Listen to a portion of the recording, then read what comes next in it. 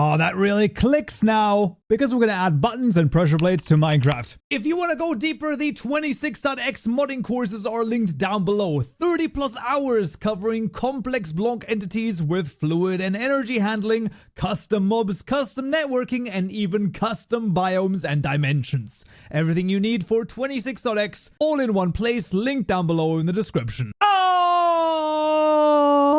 Alright, we found some back in once more, and in this tutorial we're going to be adding custom pressure plate and a custom button to our Minecraft mod. Continuing here with the non-block blocks, as I like to call them, and yes, I will continue to call them that even though they are blocks, but they're not a full block, but they're also not a custom block model, so I call them non-block blocks. It is what it is. Regardless though, let's start over here by making a new block and registering the Azerite_pressure_plate. As always, all of the code is available to you down below, so you can also, of course, double check that. Highly recommended as well, as there are some interesting things happening right here, because the first one is that this is a new pressure plate block. Can you imagine this? Absolutely. But this takes in another different parameter as its first parameter, and that is a block set type. And you can see we can either choose one of many different wood types. We can choose copper, gold, or iron. I'm going to use the iron one, and we can also control click or middle mouse button click on this, and we can actually see what this does. There are certain, well, different parameters that these block set types have. So you can see, for example, some of them can be opened by hand. This is more important for a block, like a door and a trap door. And then here, open with a wind charge. Actually kind of interesting. I wasn't even aware that there's a difference there, but I guess there is. And then here with a can button be activated by arrows? That's like one of the craziest things to think about. But yeah, you also have different sound events over here, as well as the pressure plate sensitivity, which in this case, you only have everything and mobs. But there we go. That's pretty interesting. In theory, you could add your own custom block set type. However, I have never tried it before, so I'm not sure when it comes to the pressure plate sensitivity. Really, you can't expand this because this is an enum, and you can't really change an enum.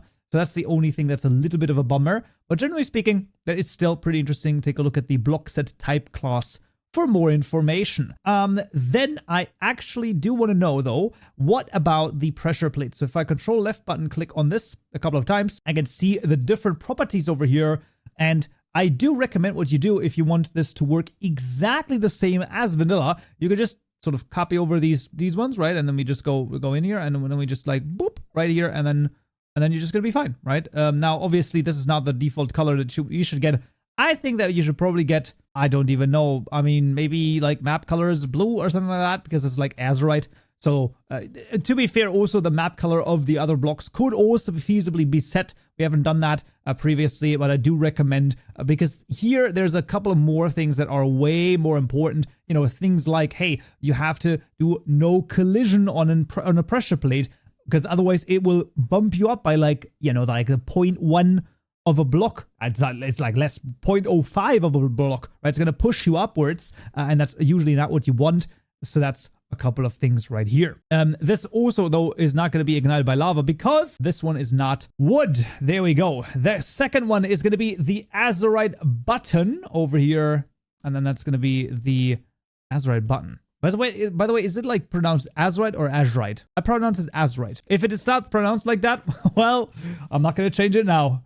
The button is, of course, a new button block right here, with its first parameter also being a block set type, and the second one being something very interesting, and that is this ticks to stay pressed. So in theory, I don't know if this works or not, you could make a one tick button. Now, does this actually work properly? I'm not quite sure. So we're going to set it to, let's call it 1 second over here to 20 ticks. Here, a similar idea as well. I recommend you go into the button block and then control left click on the constructor. And then we can just take a look at, I don't know, I mean, sure, there's button properties. There we go. So you can see those are just no collision, strength, and push reaction. I'm pretty sure we have literally all of those already. Strength and push reaction, and none of the rest apply. Well, that's easy. There we go. And that's the button here added as well. Pretty freaking neat. And in theory, that's actually everything that we need for the registration. But once again, come on, you don't think that it's going to be this easy, right? I mean, it actually is. Okay, it actually is. This is going to be the pressure plate added to the creative mode tab, as well as the button added to the creative mode tab. Those two, of course, that's very straightforward. The block loot, what do we have? 2 times dropping itself. Yes, it is just that easy. We got the pressure plate that's dropping itself, and crazily enough, the button is also simply dropping itself. That is all that there is to it.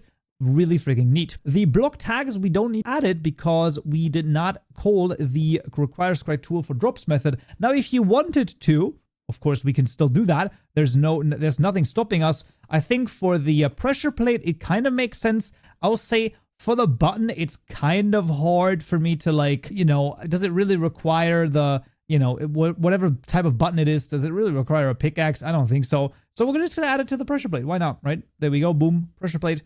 And there we have it. That's the 2 main data gens done. But model over here. Well, luckily, it's just so easy. Pressure plate. Passing in mod blocks. That Azurite pressure plate that get done. Next, button mod blocks. That Azurite button that get done. And you will find that I think the button is actually more complicated than the is the button more complicated than the stairs? I'm not 100% sure. I don't think it might be, because you can set it down in like 2 different directions. So it's like 2 ways, like there's like 2 ways that you can set it down, like this and like this. And then you can also place it down on the top of a block and the bottom of a block. I don't know. We'll have to double check. But that is the pressure plate and the button. The most important differences here basically being that you have a block set type that you need to set, and for the button, the ticks to press. And then we get the translation. And once again, for the button and the pressure plate, no additional textures needed, as those 2, once again, just take the textures from the Azurite block, defined here as the sort of, you know, main head of the block model family. Now, there is actually one tiny thing that may or may not be kind of useful, and I may or may not have heeded that idea last time in the lecture about stairs and slabs, and that is there are a couple of tags over here that you might want to add these to, including something like the stairs. Okay, let's add them over here. No one's noticed this. Okay, you know, let's just add the stairs over here. Boom, boom, boom. There we go. Right, easy enough. And then there's like another slab one right here as well. Slab. Not the wooden slabs, but the normal slab. There you go. Yeah. And just like last time when we added the stairs and slabs to their respective tags, cough, cough, we have the pressure plates right here, where we can add this pressure plate. And then we also can do the buttons. This is going to be the button. Yeah, buttons. There we go. And then button. Do you really need to desperately add them to this? No. Yeah, I don't think you need to. I'm pretty sure that they are not. I don't think they're doing anything. Block age processor, that's literally just for maybe replace stairs. I don't even know what the heck that is. Okay. Oh, this is like for when when a temple gets set down. That's crazy. And then the item tags, and then there's an item tag for the stairs, and that doesn't do anything either. Well, so there you go. But like, it could be the case that maybe some other mod does something with the stairs and something with the slabs, right? So it does make sense to add them just so that we have it all together. Final step, of course, is the recipe. I mean, we're not going to forget the recipes, at least not for the non-block blocks. We're not going to add recipes to everything, but here I do think it makes sense. This is just going to be button builder over here, of course. First parameter being what you want to get out of this. So there's going to be the button, and that's the .get, and then an ingredient of, in this case, this is the Azurite this time, because obviously if we put one Azurite block in there, that's not going to work. And we can literally just take this, but we do need to change it here to Azurite though. That's going to be correct. Yeah. There we go. Phenomenal. And the second one is once again the pressure plate, where we don't need to use a builder. We can literally just give it modblocks.pressureplate.get. And then the second one is just going to be the Azurite.get.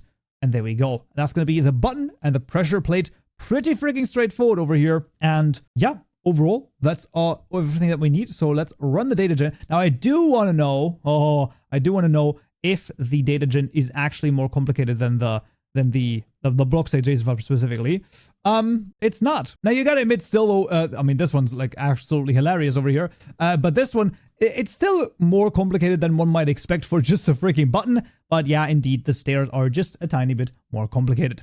Fair enough though, but that's gonna be everything that we need. So let's jump into the game and see if it works. Oh, I found it back in Minecraft, and look at that, both the pressure plate as well as the button have been successfully added to the game. And I mean, I don't know, they work pretty much exactly like you would expect them to, like a pressure plate and like a freaking button, right? I mean, that's, I don't know, do I need to say anything else about this? You know, you can, obviously redstone works completely the correct and same way that it does before as well. So that you also have, you know, like different, you know, obviously the strength going down. I think the strength is default. It's always like biggest strength per default, if I recall correctly.